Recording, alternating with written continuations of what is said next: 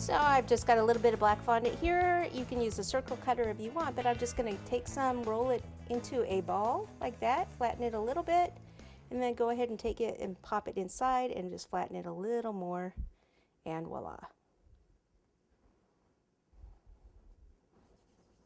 So the thing you want to do here is try to get them about the same size, flatten it a little bit in, and then flatten it the rest of the way.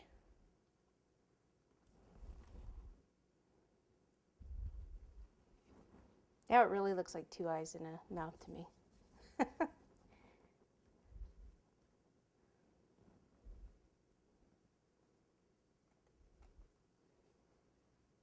And ta-da! So that's done. We can just kind of leave that off to the side until we're ready to place it on our cake board. Okay, so we're back to the bowling pins here. So I put them together. Remember I said I had to trim some of this up. So I just have a little craft knife here, and I am just going to trim some of this.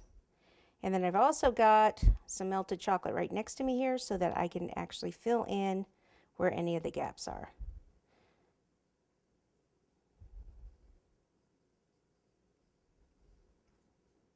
And then see how this one right here, it's got this ridge right around the edge.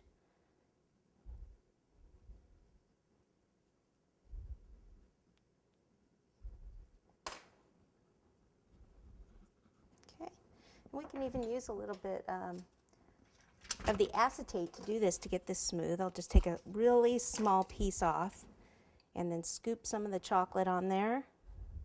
And in those little gaps, go like this and then this way.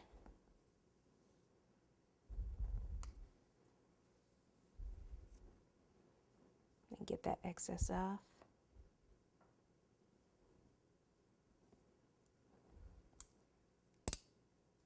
And then just kind of smooth some of that.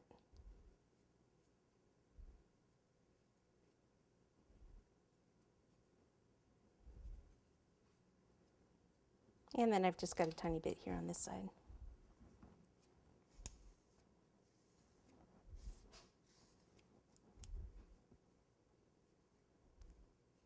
Okay, there you go. You can trim this part if you want down here. It kind of depends where you're going to end up placing it, whether you're going to cover that or not. But it's very easy to trim, as you can see.